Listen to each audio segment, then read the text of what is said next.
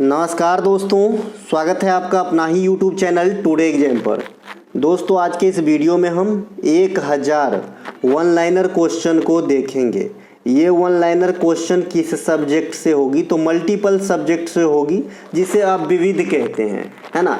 आप previous year के कोई सा भी एग्जाम का क्वेश्चन पेपर उठा के देख लीजिए, चाहे तो SSC railway, Bihar SSC, Bihar police, SI, UP police, जो भी एग्जाम होते हैं आपके जनरल कॉम्पिटिटिव वर्ल्ड के अंदर इंडिया में, हर एग्जाम में विविध सेक्शन से कम दो, अधिक से अधिक 2, 3, 4 क्वेश्चन इस प्रकार से पूछे ही जाते हैं। मान लूँ कि 2 क्वेश्चन तो फिक्स है ना। मैं कोई भी बात ऐसे हवा में नहीं बोल देता भैया अपने व्यू के लिए, क्योंकि आप पता है मैं लाखों बच्चों को नहीं पढ़ाता, बहुत कम बच्चे को पढ़ाता हूँ और उन्हीं बच्चे के लिए पढ़ाने आ जाता हूँ जो एकदम सीरियस है, ठीक है। तो ये 2 नंबर आप फिक्स कर लेंगे इस वीडियो के माध्यम से। देखिए नोट करके कुछ यहाँ पे लिखा है कि विविध की जो ये क्वेश्चन आप ये जो वीडियो वॉच कर रहे हैं, ये आधुनिक समय आधुनिक एग्जाम के अनुसार जो है रखी गई है, न कि किसी किताब जैसे लूसेंट वगैरह हो गया उनका नकल नहीं किया गया है।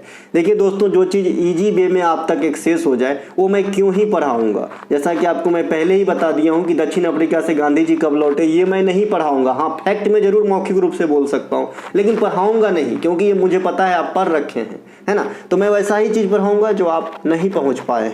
चलिए, टुडे एग्जाम का कोई सा भी कंटेंट चाहिए, ये जो मोबाइल नंबर देख रहे हैं, कंटेंट अवेलेबल की बात करें तो एसएससी के सभी एग्जाम की कंटेंट होगी, रेलवे की होगी, यूपी पुलिस, बिहार एसआई इत्यादि, बिहार पुलिस, है ना। ये आप मोबाइल नंबर पे व्हाट्सअप मैसेज कर सकते हैं या डिस्क्रिप्शन में लिंक दिया गया है, लिंक क्लिक करके भी आप व्हाट्सअप मैसेज के जरिए कंटेंट को प्राप्त कर सकते हैं।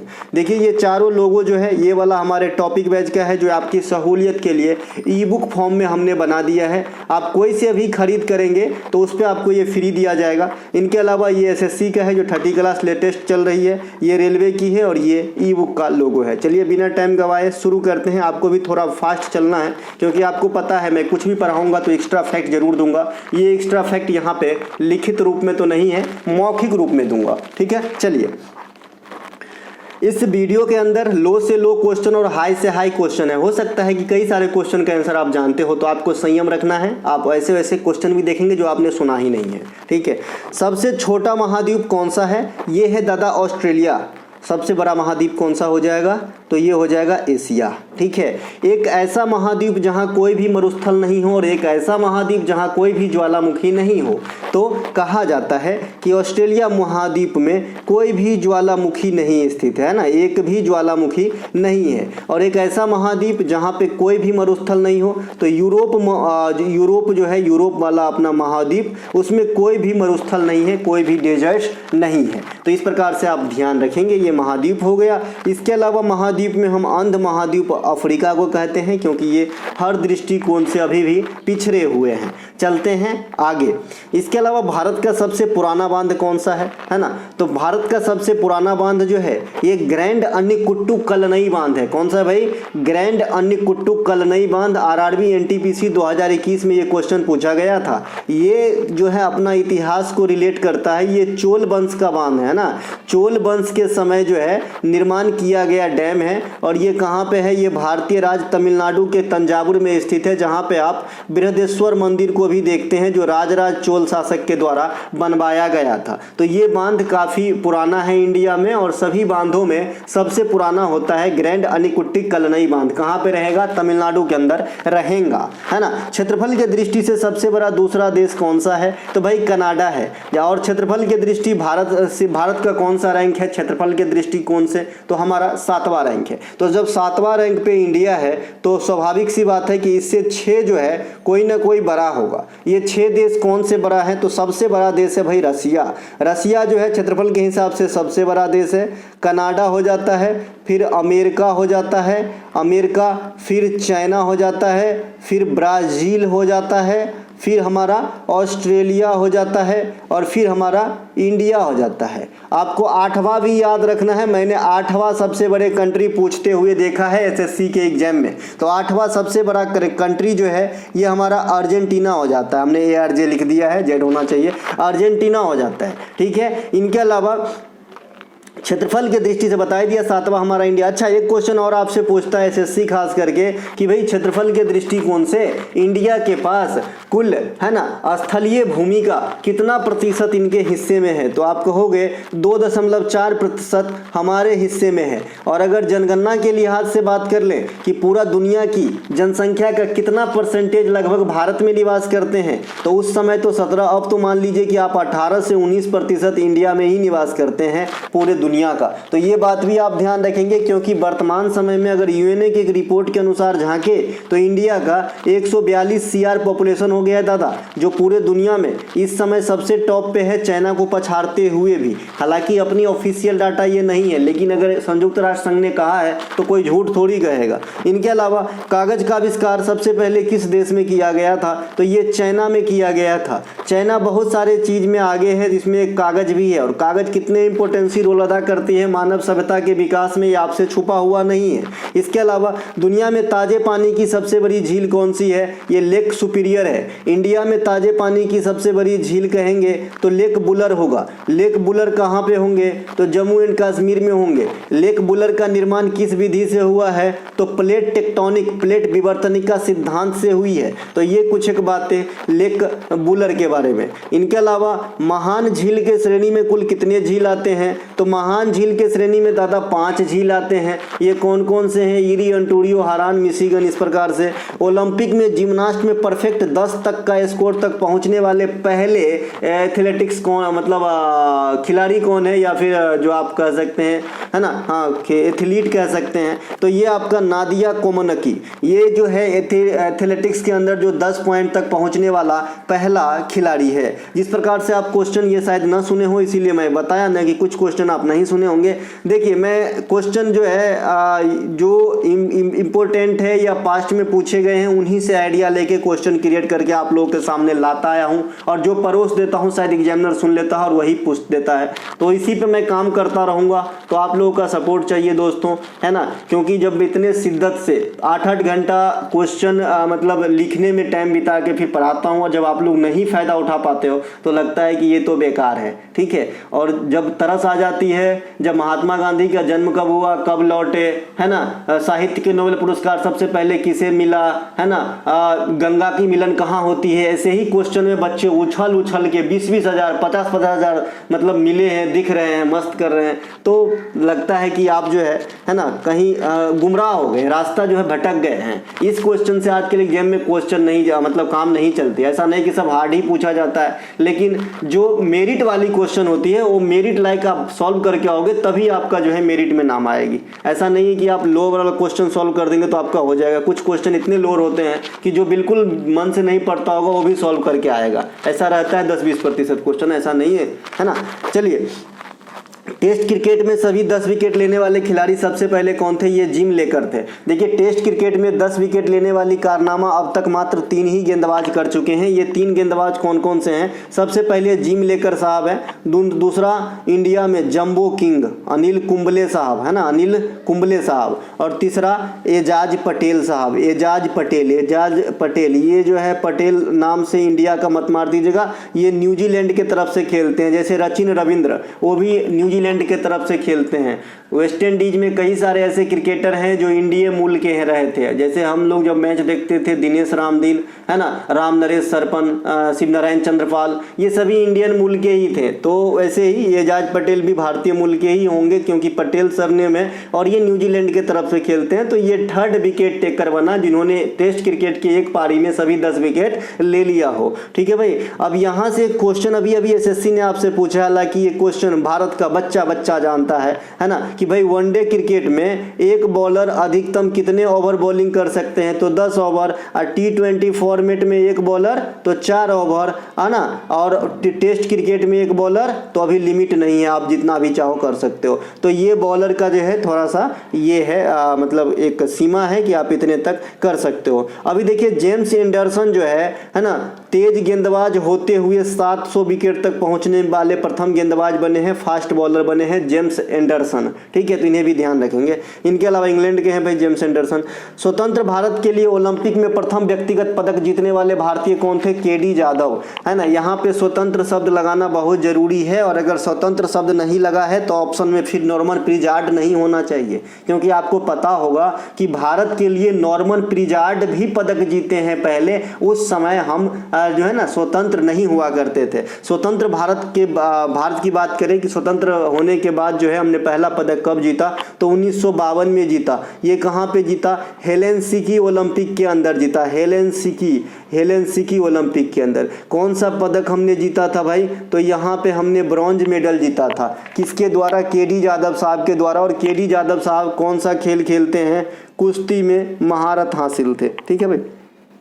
यहीं पे व्यक्तिगत रजत की बात करेंगे तो 2004 में राजवर्धन सिंह राठौर निशानेबाजी या शूटिंग में। वहीं पे व्यक्तिगत गोल्ड की बात करेंगे 2008, ये आपका सिडनी में अभिनव बिंद्रा साहब निशानेबाजी में। ठीक है। वर्तमान में दुनिया की सबसे ऊंची इमारत कौन सी है? ये है बुर्ज खलीफा। आपने कई नोटबुक के ऊपर इसका चित्र देखा होगा, ये काफ़ी पॉपुलर है बुर्ज खलीफा। ये UAE के अंदर स्थित है ना, UAE के अंदर स्थित है, और कहा जाता है कि बॉलीवुड के कई हस्ती का घर है इसमें, यानी फ्लैट है। भारत की सबसे लंबी सीमा किस देश के साथ लगती है? तो ये बांग्लादेश के साथ लगती है। किसके साथ लगती है? बांग्लादेश के साथ लगती है। कितनी लगती है? 4096.7 किलोमीटर लगती है। सबसे छोटी सीमा अफगानिस्तान के साथ लगती है, 106 किलोमीटर लगती है ना। भारतीय राज्य में तटरेखा की सबसे लंबाई अधिक किस केंद्र शासित प्रदेश या राज्य की है? तो अंडमान एंड निकोबार में तटरेखा की लंबाई सबसे अधिक है।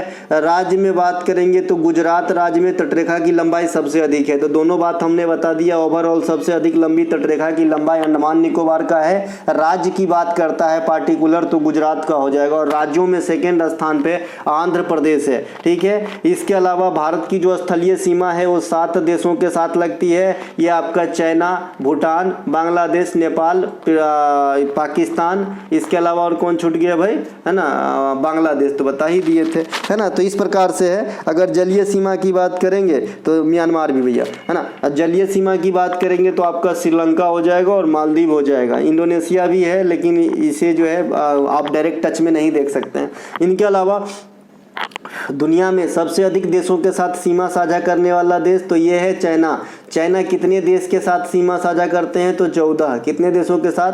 14 देशों के साथ सीमा साझा करते हैं। भारत में सबसे अधिक राज्यों के साथ सीमा साझा करने वाला राज्य कौन सा है? अपना उत्तर प्रदेश है। ये 8+1+1 के साथ सीमा साझा करता है, यानी ये 8 राज्य, एक केंद्र शासित प्रदेश और एक अंतर्राष्ट्रीय सीमा नेपाल के साथ बनाती है ना। अंतर्राष्ट्रीय क्रिकेट के लिए भारतीय क्रिकेट टीम के पहले कैप्टेंसी कौन कर रहे थे? तो अजीत बाडकर साहब, है ना। अजीत बाडकर साहब जो है ODI क्रिकेट में जो अंतर्राष्ट्रीय लेवल के मैच हो उसमें भारतीय दल के कप्तानी संभाले थे।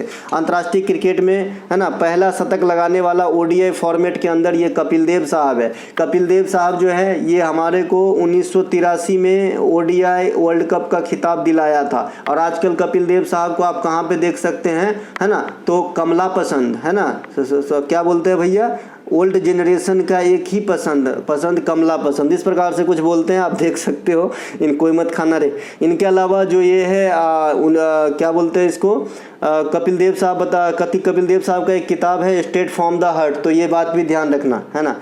तंबाकू स्वास्थ्य के लिए हानिकारक है, तो किसी भी फॉर्मेट में।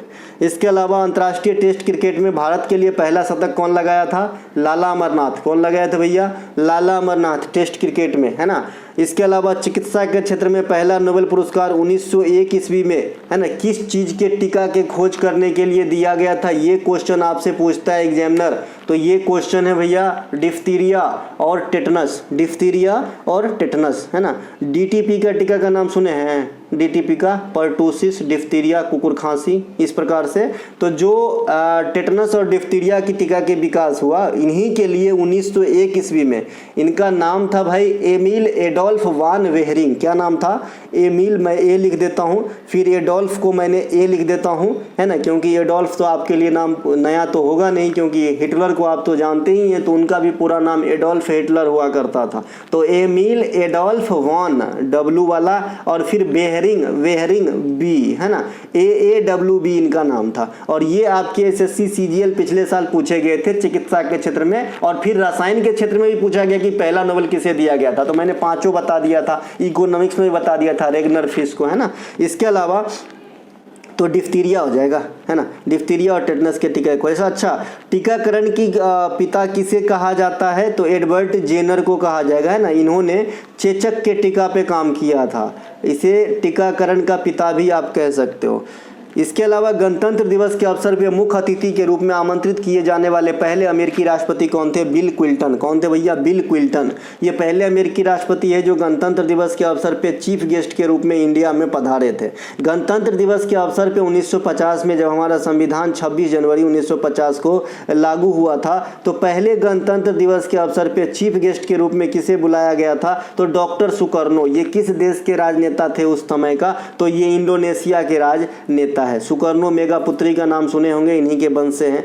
75वें गणतंत्र दिवस के अवसर पे मुख्य अतिथि कौन रहे हैं, फ्रांस के राष्ट्रपति कौन रहे हैं, इमैनुअल मैक्रोन। देखिए फ्रांस के जो प्रधानमंत्री है, चूंकि सबसे कम उम्र के प्रधानमंत्री नियुक्त हुए हैं फ्रांस के प्रधानमंत्री, है ना, फ्रांस के इतिहास में, तो आप उसे भी ध्यान रखेंगे। इसका नाम है ग्रेबियल अटल। क्या नाम है भाई, ग्रेबियल अटल। आधा तो नाम है अंग्रेजी वाला ग्रेबियल और आधा अटल साहब का, है ना, तो आधा हिंदुस्तानी नाम, तो दोनों नाम है इसका, ध्यान रखिएगा। ग्रेबियल अटल फ्रांस के अभी जो है PM बने हैं, कम उम्र के हैं, पूछे जाते हैं। 100% प्राइमरी शिक्षा प्राप्त करने वाला देश का पहला राज्य है केरला। केरला की लिटरेसी रेट सबसे अधिक हाई रखी गई 2011 में, और अभी भी जनगणना होगी, अगर डाटा आता है तो सबसे ज़्यादा जो है आपका केरला का ही होगा, सभी फॉर्मेट में, महिला हो चाहे पुरुष चाहे ओवरऑल। जनगणना 2011 के अनुसार सबसे अधिक साक्षरता दर वाला केंद्र शासित प्रदेश की बात हमने करा, ये है भाई लक्षद्वीप। लक्षद्वीप 91.6% लिटरेसी रेट के साथ सबसे हाई लिटरेसी मतलब साक्षर राज्य रहा आपका केंद्र शासित प्रदेश, माफ कीजिएगा। इसके अलावा तवांग मठ कहाँ स्थित है, तो ये अरुणाचल प्रदेश में है। रूमटेक मठ काफ़ी पूछा जाता है, ये आपका सिक्किम के अंदर है ना, रूमटेक मठ, है ना। हेमीस मठ आपका काफ़ी पूछा जाता है, ये आपका लद्दाख के अंदर है ना। पाबो मठ आपसे पूछा जाता है, पाबो, तो ये हिमाचल प्रदेश में है ना, गोम्पा भी है। इस प्रकार से आप ध्यान रखेंगे। इनके अलावा श्रीलंका की प्रथम महिला प्रधानमंत्री कौन है, ये श्रीलंका ही नहीं विश्व में प्रथम महिला प्रधानमंत्री, पहली बार बन रही थी महिला प्रधानमंत्री, ये है श्री मावो भंडारनाइके। हमने S भंडारनाइके लिखा है, ये आपको याद होगा। नेपाल की पहली महिला राष्ट्रपति कौन बनी थी, तो विद्या देवी भंडारी, है ना, विद्या देवी भंडारी नेपाल की पहली महिला राष्ट्रपति बनी थी। अभी कौन है वहाँ का PM, प्रचंड साहब है। इनके अलावा इटली के प्रथम महिला प्रधानमंत्री जॉर्जिया मेलोनी को आपने कई बार देखा होगा, इंडिया आते जाते रहते हैं। इनके अलावा भारत में ब्रिटेन के प्रथम महिला उच्चायुक्त अभी अभी नियुक्त हुई हैं, लिंडी कैमरून, तो इनको भी ध्यान रखिएगा। ये 3-4 महिला जो काफ़ी पावर में हैं, इनको जरूर ध्यान रखिएगा, Giorgia Meloni, Lindy Cameron. Lindy Cameron कौन है, पावर कहने का मतलब भाई साहब कि आपके एग्जाम में आने के लिए बेकरार है, इसे मैं पावर ही बोलूँगा, क्योंकि हमारा अपना नेता बनना तो नहीं है ना, अपना मोटो है नौकरी निकालना, तो हमें नौकरी के रास्ते में जो पावरफुल है वही पावरफुल है हमारे लिए, ठीक है। इसके अलावा 31 दिसंबर 1600 ईस्वी को ईस्ट इंडिया कंपनी को अधिकार पत्र किसने सौंपा था, तो महारानी एलिजाबेथ प्रथम ने सौंपी थी ईस्ट इंडिया कंपनी को 31 दिसंबर 1600। ईस्ट इंडिया कंपनी की स्थापना भी 1600 में ही होती है। उस समय कौन सा मुगल शासक सत्ता में रहा होगा, अकबर। इसके अलावा भारत की पहली बोलती फिल्म कौन सा है, आलम आरा। कौन सी भाई, आलम आरा। और भारत की पहली फिल्म कहेगा, क्योंकि पहली जो फिल्म बनी थी इंडिया में वो कैसा फिल्म था, मूक था। मूक मतलब जैसे चार्ली चैपलिन को आपने देखा होगा, बिना बोले ही एक्शन के लिहाज से आपको समझाता है कि भाई कौन सा एक्ट मैं कर रहा हूँ। उसी प्रकार से राजा हरिश्चंद्र पिक्चर जो है मूक फिल्म था, मतलब कुछ ना बोलना, सिर्फ एक्शन और डायरेक्शन से आपको समझना होता। तो इस प्रकार से मूक फिल्म राजा हरिश्चंद्र, इसकी जो निर्देशन है दादा साहब फाल्के के द्वारा किया गया था, इसीलिए भारतीय फिल्म का जनक कहा जाता है किसे, दादा साहब फाल्के को। दादा साहब फाल्के पुरस्कार की शुरुआत कब हुई थी, 1969 में हुई थी। कब हुई थी, 1969 में हुई थी। देखिए यहाँ पे मिस राइट हो गया था, यहाँ पे जो है देविका रानी की जगह रीता फारिया लिखा गया था, है ना, तो यहाँ पे मैंने चेंज कर दिया है। पहला जो दादा साहब फाल्के पुरस्कार है ये देविका रानी रोरिक को दिया गया है, ठीक है। इसके अलावा पहला अंतर्राष्ट्रीय मैच किन दो देशों के बीच खेला गया, याद रखिएगा, अमेरिका और कनाडा के बीच। देखिए क्रिकेट का जनक इंग्लैंड को कहा जाता है ना, लेकिन अगर आपसे पूछे कि पहला इंटरनेशनल मैच कहाँ पे खेला गया, किसके किसके बीच, तो आप कहेंगे अमेरिका और कनाडा के बीच खेला गया। लेकिन वहीं पर अगर आपसे पूछे कि भाई पहला टेस्ट मैच या पहला वनडे मैच, पहला टेस्ट या पहला वनडे मैच किसके किसके बीच खेला गया, तो आप कहोगे ऑस्ट्रेलिया और इंग्लैंड के बीच खेला गया। ये दो अलग अलग क्वेश्चन है, बस लैंग्वेज की अंतर होने से आंसर बदल जाते हैं। अंतर्राष्ट्रीय मैच और ओडीआई और टेस्ट के नाम से पार्टिकुलर मैच, ये दो अलग अलग बात हो जाती है, ठीक है। अंतर्राष्ट्रीय तो ओडीआई और टेस्ट वाला भी है कि भाई ऑस्ट्रेलिया अलग देश है और इंग्लैंड अलग देश है, लेकिन इस मैच के फॉर्मेट का नाम दिया गया कि भाई ये टेस्ट है, ये ओडीआई है, ठीक है। तो खाली अंतर्राष्ट्रीय कहेगा तो अमेरिका कनाडा, टेस्ट अंतर्राष्ट्रीय या ओडीआई अंतर्राष्ट्रीय कहेगा तो ऑस्ट्रेलिया इंग्लैंड, ठीक है। पुरुष की टी20 वर्ल्ड कप तथा महिला की टी20 वर्ल्ड कप की शुरुआत कब हुई थी? 2007 में, है ना। और पुरुष वाला महिला वाला 2009 में। इंडिया पुरुष टी20 वर्ल्ड कप के कितने बार विजेता बने हैं? तो एक बार बने हैं। कब बने हैं? 2007 में ही बने हैं। कौन थे कप्तान? माही यानी महेंद्र सिंह धोनी। और महिला वाला टी20 फॉर्मेट में कितनी बार विजेता बने हैं इंडिया? एक को बार नहीं बने हैं। आईसीसी अंडर 90 टी20 माफ़ कीजिएगा, आईसीसी अंडर 90, हाँ ठीक है, टी20 महिला वर्ल्ड कप के विजेता एक बार बने हैं भारत, और फर्स्ट टाइम ही ऑर्गेनाइज हुआ था 2023 में साउथ अफ्रीका में। तो इंग्लैंड को हरा के इंडिया अंडर 90 महिला टी20 वर्ल्ड कप जो प्रथम एडिशन भी था उनका विजेता बन गया था। इनके अलावा एक दिवसीय क्रिकेट वर्ल्ड कप महिला की शुरुआत कब हुई? 1973। और पुरुष वाले की शुरुआत कब हुई? 1975। सबसे अधिक बार कौन जीते हैं? 6 बार ऑस्ट्रेलिया। भारत कितने बार जीते हैं? 2011 में और 1983 में। और इस बार हम चूक गए, किस बार? 2023 में, फाइनल तक पहुंचे, जीते नहीं। इनके अलावा आईसीसी टेस्ट विश्व टेस्ट चैंपियनशिप 2023 के विजेता कौन है? ऑस्ट्रेलिया। रनर अप कौन है? इंडिया। देखिए इंडिया का जो है यहाँ पे मैं थोड़ा सा लक का फैक्टर कहूँगा, क्योंकि जो आईसीसी टेस्ट चैंपियनशिप है ये 2 बार हुआ। एक बार 2019-21 के लिए हुआ, है ना, 2019-21 के लिए, और एक बार 2021-23 के लिए हुआ, ठीक है। दोनों बार रनर अप कौन रहे? इंडिया। और एक बार पहली बार के विजेता न्यूजीलैंड, और लेटेस्ट वाला टेस्ट चैंपियनशिप के विजेता ऑस्ट्रेलिया हैं। एक दिवसीय क्रिकेट वर्ल्ड कप में कितनी बार विजेता बने ऑस्ट्रेलिया? 6 बार। भारत पहली बार वनडे क्रिकेट वर्ल्ड कप के विजेता 83 में कपिल देव साहब, दूसरी बार 2011 माही साहब। बॉलीवुड के भव्य बूढ़ी महिला या ग्रैंड ओल्ड लेडी किसे कहा जाता है? जोहरा सहगल को। किसे कहा जाता है? जोहरा सहगल को। वैसे भारत का वयोवृद्ध पुरुष किसे कहा जाता है ना? दादा भाई नरोजी को कहा जाता है ना। इसके अलावा पंचम दा के नाम से कौन प्रसिद्ध है? तो ये राहुल देव बर्मन को पंचम दा के नाम से आप जानते हो, है ना, पंचम दा के नाम से। जैसे गुलजार साहब को अभी ज्ञानपीठ पुरस्कार मिला है, तो गुलजार साहब का भी ओरिजिनल नाम है, क्या नाम है भाई? संपूर्ण सिंह कालरा। क्या नाम है? संपूर्ण सिंह कालरा नाम है। किनका? है ना, गुलजार साहब का, जो राम भद्राचार्य साहब के साथ इनको ज्ञानपीठ मिला है अभी लेटेस्ट वाला। एक दिन में 28 गाना रिकॉर्ड करने का कीर्तिमान किसने रचा था? कुमार सानू। बड़े बड़े मोटे मोटे चेन पहन के आप देखे होंगे, होस्ट करते हैं आजकल जो शो है उनको, है ना। तो ये भारत के लिए पहली ग्रैमी अवार्ड किसने प्राप्त किया था? पंडित रविशंकर। कब प्राप्त किए थे? 1968 में। लेकिन मैंने आपको एक बात बताया था कि भाई इनके जो मतलब जो भी कृत हैं वो नॉमिनेट कब हुए थे? तो 1967 में ही नॉमिनेट हुए थे, लेकिन उस साल उनको नहीं मिला था, है ना। 1968 में इसको वेस्ट मीट्स, है ना, वेस्ट मीट्स ईस्ट के लिए दिया गया था, ठीक है। ये सितार बजाते थे और 5 ग्रैमी अवार्ड के विजेता हैं। और 5 ग्रैमी अवार्ड के बराबरी अभी कौन किए हैं? जाकिर हुसैन साहब किए हैं, क्योंकि जाकिर हुसैन साहब को खाली 2024 में अकलवे 3 गो ग्रैमी अवार्ड मिला है, ठीक है। तो ये ध्यान रखेंगे। इसके अलावा भारत के लिए बता दिए 2024 में कितने भारतीयों को ग्रैमी अवार्ड मिला है? 5 गो। शंकर महादेवन भी शामिल है, राकेश चौरसिया भी शामिल है। गोल्डन रॉक पैगोडा किस देश में स्थित है? जो गोल्डन रॉक पैगोडा है ये म्यांमार में है। ब्लैक पैगोडा किसे कहा जाता है? ब्लैक पैगोडा ये कहा जाता है आपका किसे भैया? कोणार्क के सूर्य मंदिर को, कोणार्क के सूर्य मंदिर को। कच्छे थेबू और नन्हे थेबू द्वीप कहाँ स्थित है? श्रीलंका में। श्रीलंका में जाएंगे और क्या मिलेगा? हम्बनटोटा बंदरगाह फेमस है श्रीलंका में, है ना। जाफना प्रायद्वीप फेमस है, एलिफेंटा पास फेमस है, राम सेतु जो है सीमा बनाती है भारत और श्रीलंका के बीच। तो ये सब कुछ एक बातें जो है आपको ध्यान रखना है। इसके अलावा म्यांमार को पहले आप किस नाम से जानते थे? तो म्यांमार को आप पहले बर्मा के नाम से जानते हैं। थाईलैंड को आप पहले किस नाम से जानते थे? तो श्याम के नाम से जानते थे, श्याम, है ना। इसके अलावा श्रीलंका को आप किस नाम से जानते थे? तो सीलोन, किस नाम से? सीलोन, है ना, सीलोन के नाम से जानते थे। जिम्बाब्वे को दक्षिण रोडेशिया कहा जाता था। तो इस प्रकार से आप ध्यान रख सकते हैं जो पुराने नाम हैं देशों का। इसके अलावा अभी तुर्की का नाम बदल के तुर्कीये कर दिया गया है ना। श्रीलंका तथा म्यांमार की भाषा क्या है? तो श्रीलंका की सिंगली, और यहाँ पे आप तमिल भाषा भी बोल सकते हैं या सुन सकते हैं। और जो म्यांमार है इसकी भाषा बर्मी है। भूटान की जोंगखा है। बांग्लादेश की बांग्ला है ना। अफगानिस्तान का दारी या पश्तो है। चीन का मंदारिन है। ये इस प्रकार से। भूटान में अधिकांश निवासी बौद्ध धर्म के हैं। निम्नलिखित में से कौन सी भाषा बोली जाती है? अभी हमने कहा जोंगखा।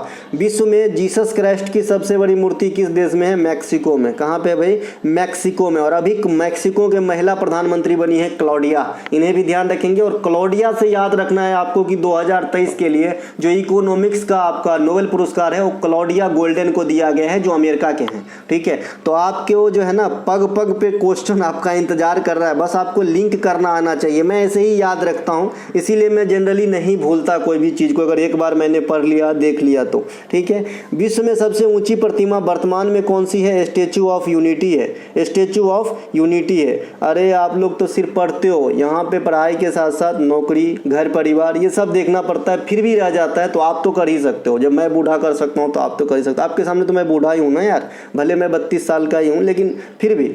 इसके अलावा 182 मीटर सरदार वल्लभ भाई पटेल की ऊंची प्रतिमा स्टैचू ऑफ यूनिटी का मूर्तिकार कौन है? ये राम सुतार है। यहाँ से काफ़ी सारे क्वेश्चन बनते हैं। एक क्वेश्चन बना रेलवे के अंदर, स्टैचू ऑफ यूनिटी किस नदी के किनारे हो जाएगा? तो ये नर्मदा नदी के किनारे हो जाएगा। और नर्मदा मैया तो अपने आप में नर्मदा है भाई। तो इसमें दुनिया भर की क्वेश्चन आती है। कहाँ से निकलती है? अमरकंटक से। किस दिशा में बहती है? पश्चिम दिशा में।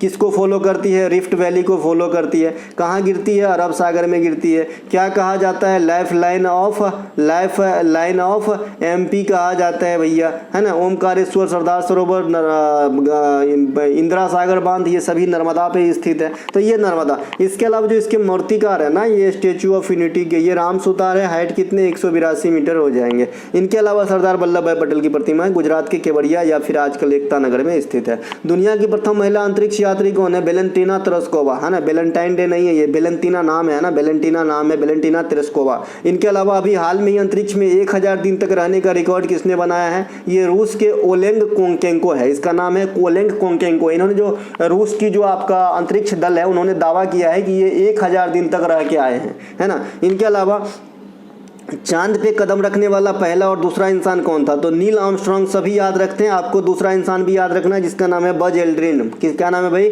Buzz Aldrin. कब गया था? 1969 में नासा के द्वारा। अंडर 20 विश्व कुश्ती चैंपियनशिप में पदक जीतने वाली, पदक नहीं यहाँ पे गोल्ड लिखा लीजिएगा, गोल्ड मेडल, गोल्ड पदक, है ना। गोल्ड जरूर लिखना जरूर भैया, है ना। तो गोल्ड मेडल जीतने वाली प्रथम महिला ये कौन है भाई? अंतिम पंघाल, अंतिम पंघाल, है ना। इनके अलावा ओलंपिक में पदक जीतने वाली प्रथम भारतीय महिला कर्णो मल्लेश्वरी। कब?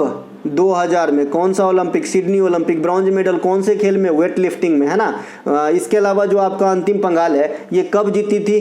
अंडर 20 विश्व कुश्ती चैंपियनशिप में 2022 में। और इत्तेफाक से ये 2023 में भी जीत गई। तो 2 लगातार बार जो है विश्व कुश्ती चैंपियनशिप में गोल्ड मेडल प्राप्त किए इन्होंने।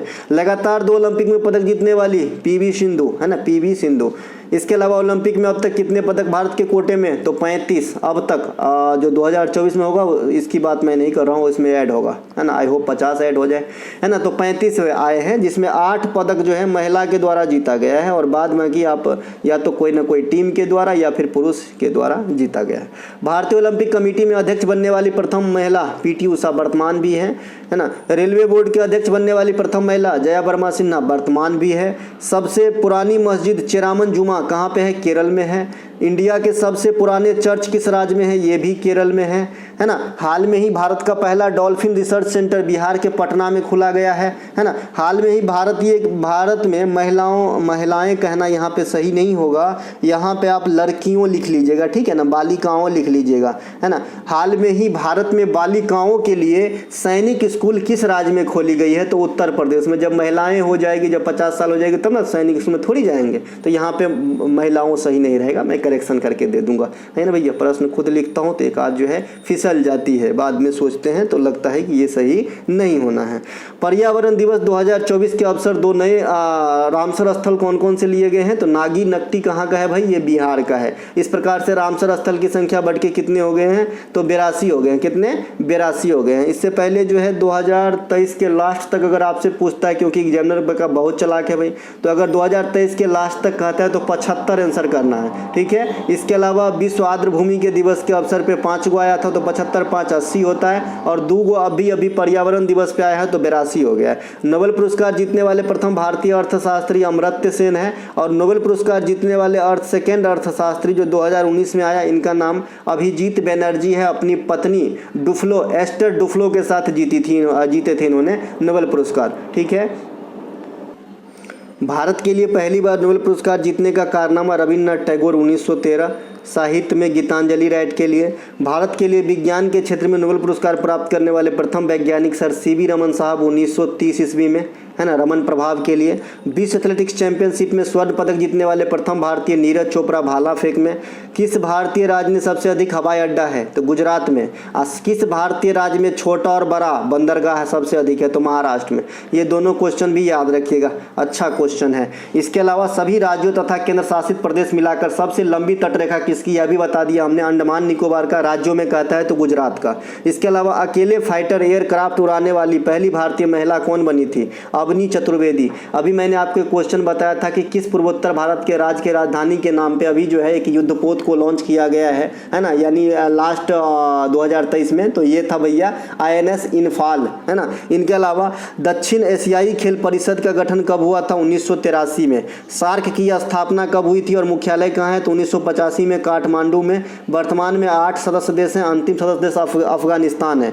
ब्रिक्स की स्थापना कब हुई थी? 2009 में। 2024 में बैठक कहाँ पे होगी? तो रसिया के अंदर होगी, ठीक है भाई। ब्रिक्स जो है बना था 2010 में साउथ अफ्रीका के एडिशन से, लेकिन 2009 में ब्रिक का फॉर्मेशन हुआ था, उस समय साउथ अफ्रीका नहीं हुआ करता था, ठीक है। इनके अलावा दिव्यांग जनों के लिए IT परिसर स्थापित करने वाला देश का पहला राज्य कौन सा है? तेलंगाना। तेलंगाना राज्य की फॉर्मेशन कब हुई थी? 2014 में हुई, 14 में हुई थी। किस राज्य से अलग हुआ था? आंध्र प्रदेश से। एक दिवसीय, है ना, अंतर्राष्ट्रीय क्रिकेट में भारत का पहला खिलाड़ी जिन्होंने दोहरा शतक लगाया, ये है भाई सचिन तेंदुलकर।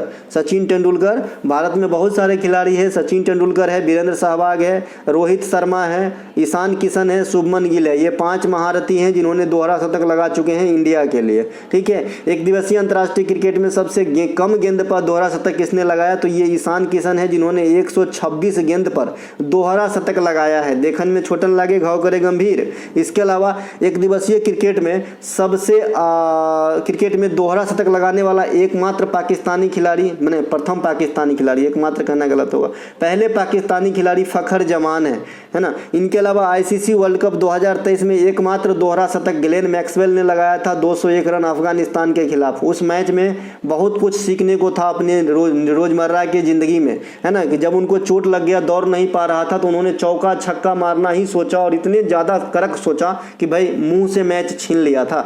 इसके अलावा एक दिवसीय अंतर्राष्ट्रीय क्रिकेट में सबसे बड़ी व्यक्तिगत स्कोर रोहित शर्मा का है, 264, है ना, एक दिवसीय क्रिकेट में भैया। इनके अलावा एक दिवसीय अंतर्राष्ट्रीय क्रिकेट में 13,000 रन सबसे फास्ट बनाने वाले भारतीय वीर 2 बन गए हैं विराट कोहली। एक दिवसीय अंतर्राष्ट्रीय क्रिकेट में 50 से अधिक शतक लगाकर शतक वीर बने कौन भैया? विराट कोहली। इन्होंने सचिन तेंदुलकर का 49 शतक का रिकॉर्ड तोड़ दिया है। T20 क्रिकेट में 12,000 रन तक पहुंचने वाले प्रथम भारतीय खिलाड़ी ये विराट कोहली है ना। माउंट एवरेस्ट तथा माउंट एल्ब्रुज जो यूरोप के सबसे ऊंची चोटी है, और माउंट एवरेस्ट दुनिया और एशिया की सबसे ऊंची चोटी है। इस पर चढ़ने का सबसे कम उम्र की बालिका जो है ये कौन है? तो मलावत पुरना।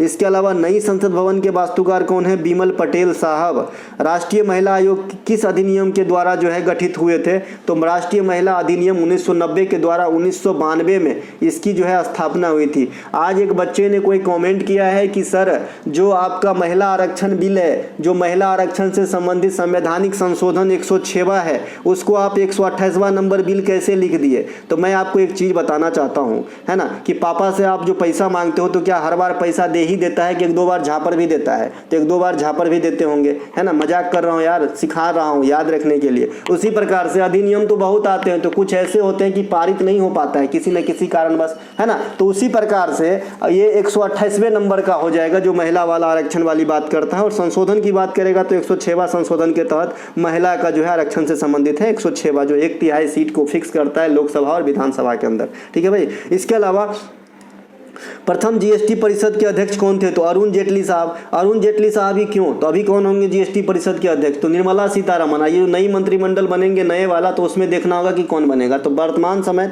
तक तो आप निर्मला सीतारमण को ही कहेंगे। कहना का मतलब ये है कि भाई जीएसटी परिषद में अध्यक्ष एट प्रेजेंट भारत के वित्त मंत्री ही होते हैं। कौन होते हैं? वित्त मंत्री ही होते हैं, वित्त मंत्री, है ना, वित्त मंत्री होते हैं। तो अरुण जेटली साहब उस समय वित्त मंत्री थे, अब तो हमारे बीच ही नहीं अरुण जेटली साहब। इनके अलावा जीएसटी परिषद के कौन सा अनुच्छेद है? तो 279A आर्टिकल जो है ये जीएसटी परिषद को रिलेट करता है। जीएसटी से संबंधित कौन सा संवैधानिक संशोधन किया गया? तो 101वां, यहाँ पे गलत लिखा गया है, 101वां संविधान संशोधन जीएसटी से संबंधित है। इसे करेक्शन कर देंगे, दो जगह करेक्शन रिक्वायर्ड है। भारत में जीएसटी का स्लैब कुल कितने हैं? तो 5, 0%, 5, 12, 18 और 28 है। जो लॉटरी वोटरी है ना उस पर मैक्सिमम जीएसटी लगता है, यानी 28% लगता है। इसके अलावा जीएसटी परिषद के कुल कितने सदस्य होते हैं? 33। ये 33 कैसे हैं? 31 + 2 है। ठीक है, ये 2 सदस्य केंद्र सरकार के होते हैं और 31 सदस्य जो है ये राज्य या फिर जहां भी विधानसभा है केंद्र शासित प्रदेश में वहां से सिलेक्ट होके आते हैं। इनके अलावा प्रसिद्ध गोल गुंबद कहाँ स्थित है? तो ये बीजापुर में स्थित है। झूलती हुई मीनार कहाँ स्थित है? तो ये सीदी बशीर मस्जिद भी इसे कहा जाता है। यह आपका अहमदाबाद गुजरात में स्थित है। इसके अलावा भारत का पहला रामसर शहर कौन सा है? तो ये उदयपुर सिटी को भारत का पहला रामसर शहर का दर्जा दिया गया है। पहला रामसर साइट कहेगा तो फिर मामला गंभीर, ये चिल्का हो जाएगा और केवला देवी हो जाएगा। चिल्का और केवला देवी को एक ही साथ पहली बार रामसर में शामिल किया गया था। अभी रामसर साइट कितने हो गए? 82। उदयपुर शहर की स्थापना किसने किया था? तो उदय सिंह सेकेंड ने किया था। याद रखने के लिए काफी इजी है। और जयपुर शहर की स्थापना जय सिंह सेकेंड ने किया था। ये दोनों ही पूछते हैं, पता नहीं एग्जामिनर को क्या मिलता है, इतना इजी क्वेश्चन पूछ देता है। क्योंकि बच्चे अगर 1 मिलियन ऑफ सेकेंड मतलब सेकेंड का मिलियनवां भाग भी ध्यान दे दिया ना तो आप जो है याद रख पाओगे। माउंट एवरेस्ट पर 4 बार चढ़ने वाली महिला कौन है? अंशु जमसेंपा। कौन है भैया? अंशु जमसेंपा। एक प्राइज दिया जाता है, तेंजिंग नोर्गे अवार्ड, ये दिया जाता है आपका, यही जो पर्वतारोही है उन लोगों को ही दिया जाता है। अभी कंसवाल को दिया गया था कुछ दिन पहले। भारत में सबसे बड़ी झील कौन सा? ये वेम्बनाड झील कहाँ पे है? केरला के अंदर। लगून झील का बात करेगा तो उड़ीसा में हो जाएगा आपका चिल्का। भारत में प्लेट टेक्टोनिक वाला झील ये बुलर झील है। और जो आपका जो है ये जो मतलब क्या बोलते हैं उसको, ब्रह्मांडीय क्रिया या फिर जो उल्का है, उल्का पिंड से निर्मित झील, ये महाराष्ट्र में लोनार हो जाएगा इस प्रकार से। इसके अलावा राजस्थान की सबसे ऊंची चोटी अरावली की हाइट पूछ रखा है 17-22 मीटर, है ना। भारत में पूर्णतः भारत का पूर्ण रूप से अपनी सबसे ऊंची चोटी कंचनजंगा जो सिक्किम में है, इसकी हाइट 85-86 मीटर है। इसके अलावा जो K2 है जो साझा भारत और पाकिस्तान का, ये 86-11 मीटर, ये दुनिया का दूसरा सबसे टॉप हाइट वाला चोटी है। और दुनिया की सबसे अधिक हाइट वाला चोटी माउंट एवरेस्ट 8850 मीटर, ये नेपाल में है, जिसे सागरमाथा भी वहां कहा जाता है। यूनेस्को द्वारा किस भारतीय स्थल को 41वें धरोहर बनाया गया? तो 41वें शांति निकेतन को। और 42वें धरोहर किसे बनाया गया? होयसल के मंदिर समूह को। ठीक है, तो ये ध्यान रखेंगे। 40वां कौन था? धौलावीरा था, है ना, धौलावीरा। और जो आपका 39वां था वो कौन था? रंगप्पा मंदिर, है ना। तो ये ध्यान रखेंगे 39वां, 40वां, 41वां, 42वां। अभी 42 को धरोहर है यूनेस्को में। तुमलापल्ली और जादूगोरा किस खनिज के लिए प्रसिद्ध है? यूरेनियम के लिए। तुमलापल्ली साउथ में आ जाएगा, जादूगोरा झारखंड में आ जाएगा।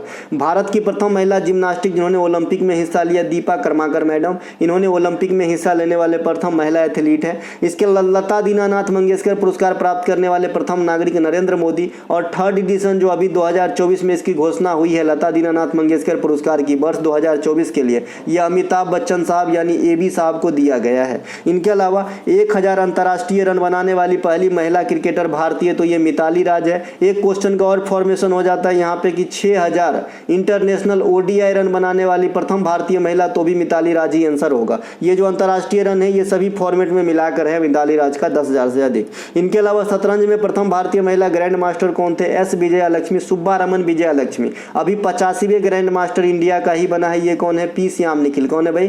पी श्याम निखिल है, भारत के 85वें ग्रैंड मास्टर, है ना। और पहला कौन थे? विश्वनाथ आनंद साहब। 84वें कौन थे?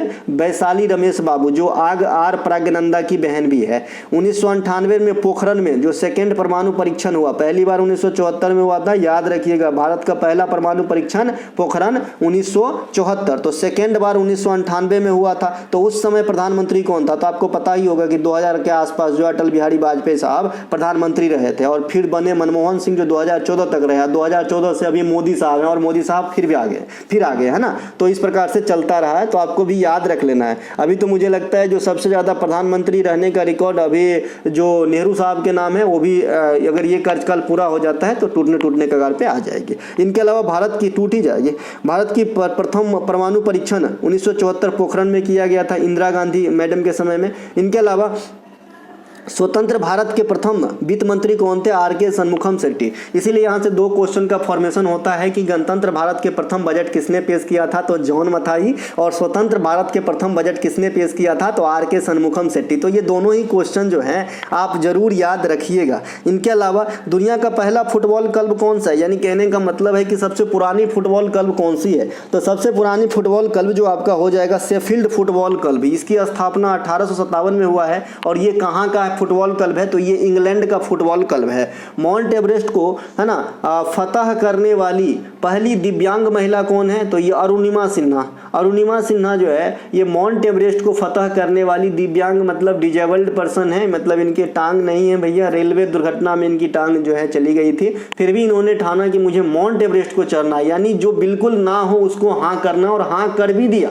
ठीक है, तो इनसे भी सीखने के लिए जो है आपके अपने लाइफ में है। इनके अलावा प्रथम फुटबॉल विश्व कप कहाँ आयोजित किया गया था? तो 1930 में मोंटेवीडियो में किया गया था। देखिए मोंटेवीडियो मोटा वीडियो नहीं है, ये है मोंटेवीडियो। जैसे मोंटे कार्लो, आपने जींस का नाम सुना होगा, और भी कई चीज़ आते हैं मोंटे कार्लो का। तो ये जो मोंटेवीडियो है ये एक शहर का नाम है जो उरुग्वे में है। तो पहला जो फीफा वर्ल्ड कप था ये उरुग्वे में ही आयोजित करवाया गया था 1930 में। यहाँ पे शहर का नाम देख के आपको डिस्ट्रैक्ट कर देगा एग्जामिनर, तो ये हो जाएगा मोंटेवीडियो में। ठीक है भाई। और पहला जो फीफा वर्ल्ड कप है उनके विजेता भी उरुग्वे ही रहे थे। इसके अलावा 1930 में एक और खेल होता है जिसे आप पहले, है ना, ब्रिटिश एम्पायर गेम कहते थे, अब आजकल हम इसे कॉमनवेल्थ गेम कहते हैं या राष्ट्रमंडल गेम कहते हैं। तो ये हुआ था 1930 में स्टार्ट हैमिल्टन कनाडा से, है ना। कौन सा? राष्ट्रमंडल खेल, ध्यान रखेंगे। इसके अलावा फीफा वर्ल्ड कप 2022 जो कतर में हुआ था, विजेता अर्जेंटीना, उपविजेता फ्रांस रहा था। फीफा वर्ल्ड कप 2026 ये अमेरिका, मैक्सिको, कनाडा में होना है।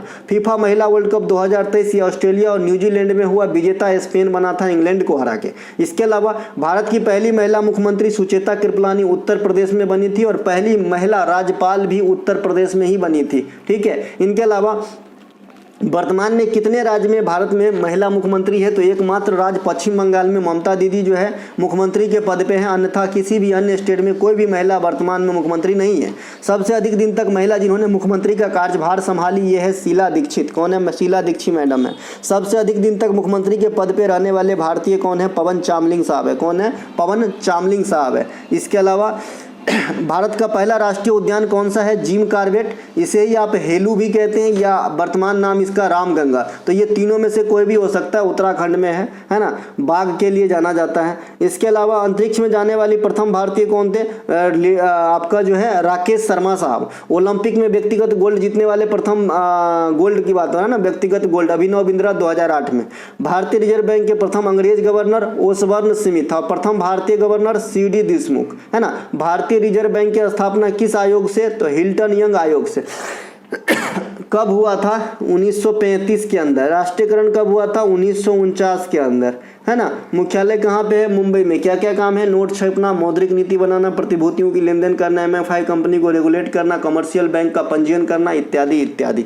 इसके अलावा भारत में अपना पहला अंतर्राष्ट्रीय एक दिवसीय मैच, भारत ने अपना पहला अंतर्राष्ट्रीय एक दिवसीय मैच किस देश के साथ खेला था? एक दिवसीय की जगह पे दिवसीय लिखा गया है, यहाँ पे एक दिवसीय कर लीजिएगा। ये इंग्लैंड के साथ अपना जो है पहला इंटरनेशनल एक दिवसीय मैच इंडिया खेला था। क्षेत्रफल के हिसाब से दुनिया का 8वां देश मैंने बताया ना अर्जेंटीना, 7 गो पहले बता ही दिया था, 6 गो पहले और 7वां भारत, 8वां अर्जेंटीना।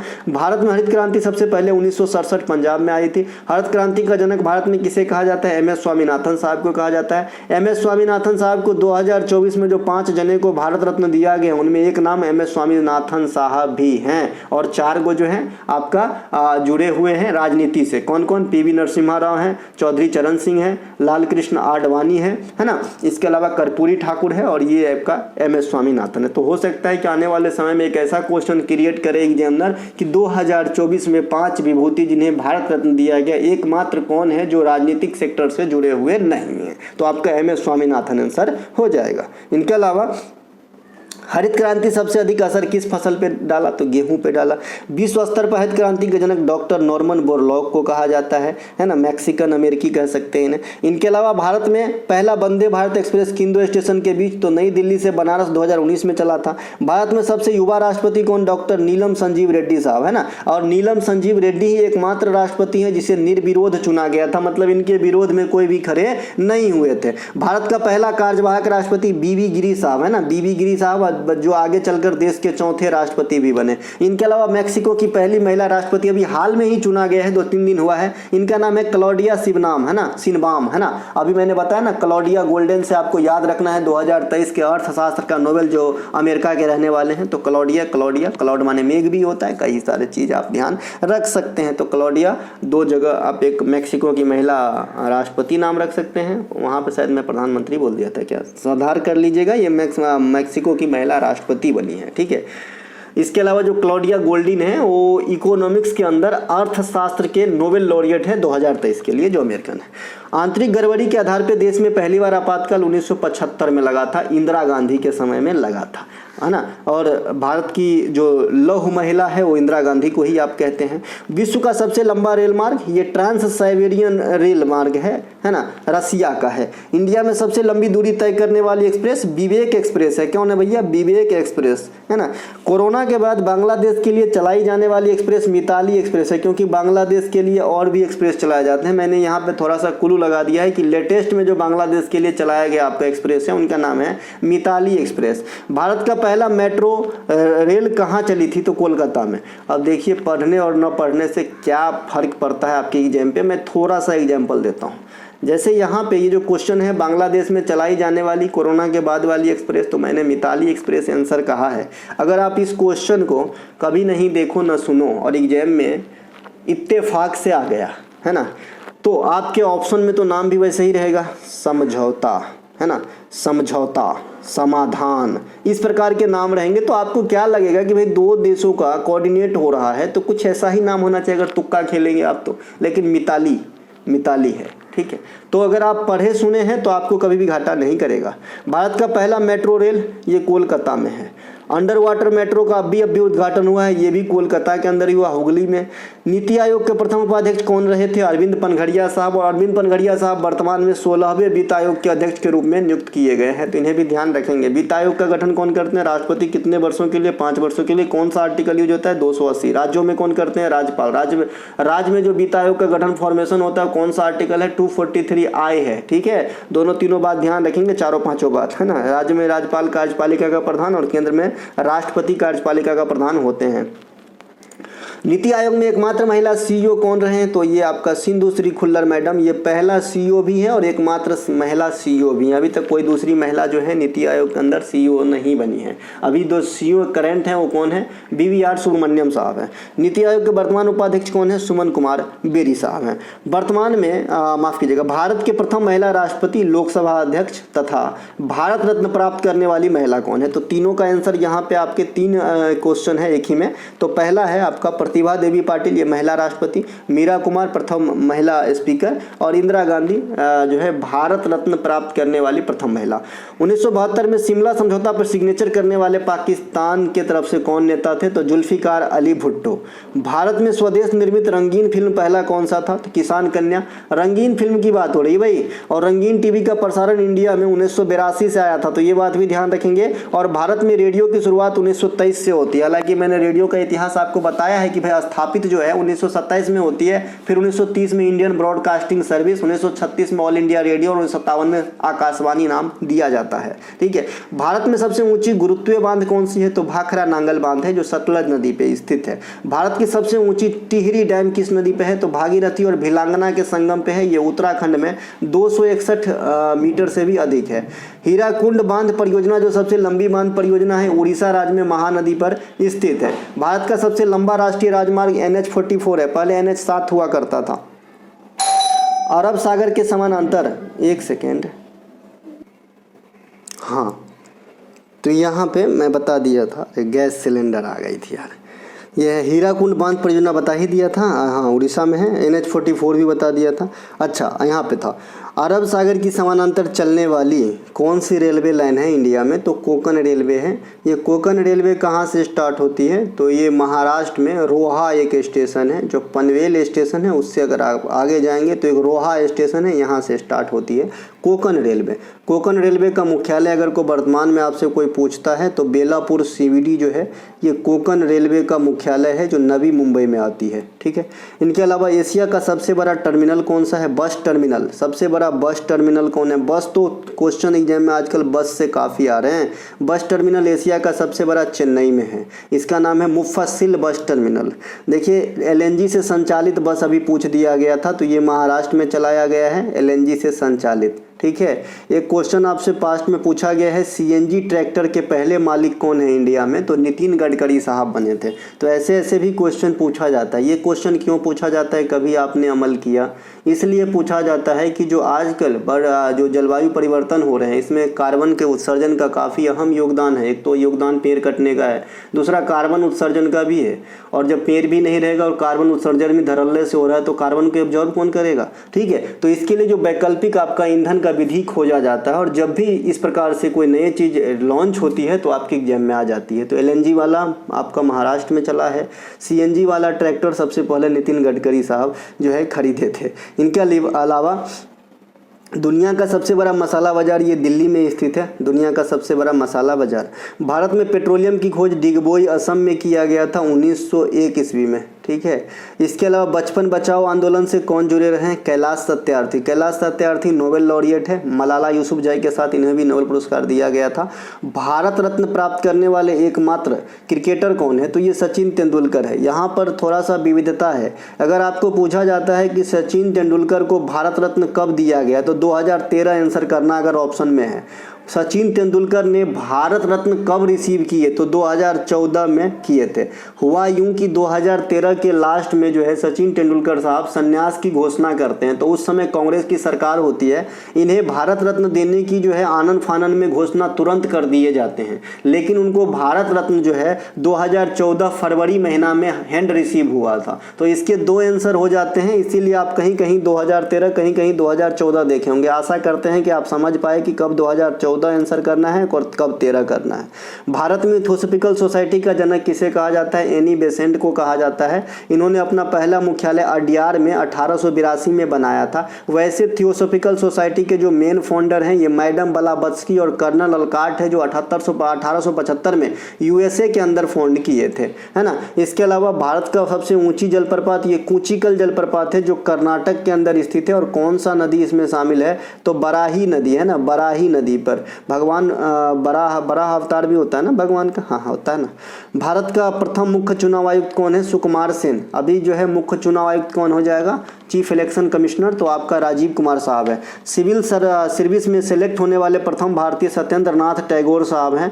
ब्रिटिश संसद में सिलेक्ट होने वाले प्रथम भारतीय दादा भाई नौरोजी हैं। हाल में ही सेला टनल का उद्घाटन प्रधानमंत्री ने किस राज्य में किया है? तो अरुणाचल प्रदेश में किया है सेला टनल का उद्घाटन। इसके अलावा भारत के किस राष्ट्रपति को राष्ट्रपति बनने से पूर्व ही भारत रत्न दिया जा चुका था? आप देखेंगे कि मैक्सिमम राष्ट्रपति को भारत रत्न दिया गया है, लेकिन राष्ट्रपति बनने के बाद। लेकिन एक ऐसे शख्स जो राष्ट्रपति बने लेकिन बनने से पूर्व ही भारत रत्न प्राप्त किए थे, ये हैं S राधा कृष्णन साहब। इन्हीं के जन्मदिन पे हम 5 सेप को, है ना, प्रति वर्ष टीचर्स डे सेलिब्रेट करते हैं। चूंकि ये हमारे देश में लगातार प्रथम 2 बार उपराष्ट्रपति रह चुके हैं, फिर बाद में सेकेंड राष्ट्रपति बने। और चूंकि भारत रत्न की शुरुआत 1954 में ही हो जाता है, तो इसीलिए कहा कहा जाता है कि राष्ट्रपति बनने से पूर्व ही इन्हें भारत रत्न दिया जा चुका है। इसरो का प्रथम अध्यक्ष डॉक्टर विक्रम साराभाई। विक्रम साराभाई को आप सभी जानते हैं, मल्लिका साराभाई के हस्बैंड हैं, और माफ़ कीजिएगा मृणालिनी साराभाई के हस्बैंड हैं और मल्लिका साराभाई के पिताजी हैं।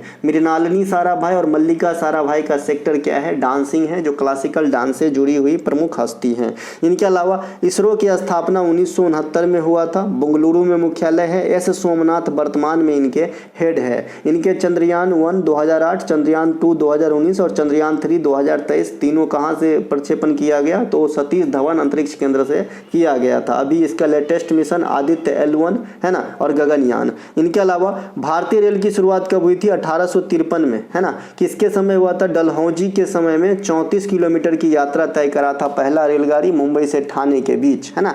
संगीत नाटक अकादमी के पहले अध्यक्ष, ये कल भी पूछा गया था आपको, जो जेई का एग्जाम हुआ है SSC जेई, PV राजमन्नार, और उससे शाम के वाले क्लास में ही बता दिया था, जहां संगीत नाटक अकादमी में मैंने क्वेश्चन रखा था कि भाई संगीत नाटक फेलोशिप अवार्ड में कितनी राशि दी जाती है। तो फिर से बता दूं यहाँ पे, संगीत नाटक अकादमी पुरस्कार एक सिंपल वाला होता है जिसमें 1 लाख रुपए की राशि दी जाती है, और जो फेलोशिप अवार्ड है उसमें 3 लाख रुपए की राशि दी जाती है। दोनों बात ध्यान रखेंगे, अंग वस्त्रम और ताम्रपत्र दोनों में कॉमन है, ठीक है। इनके अलावा भारतीय ओलंपिक समिति के पहले अध्यक्ष कौन थे? सर दोराबजी टाटा जी। इसकी स्थापना कब होती है? 1927 में, और इन्हीं के प्रयास से स्थापना भी हुआ था और प्रथम अध्यक्ष भी यही थे, दोराबजी टाटा साहब।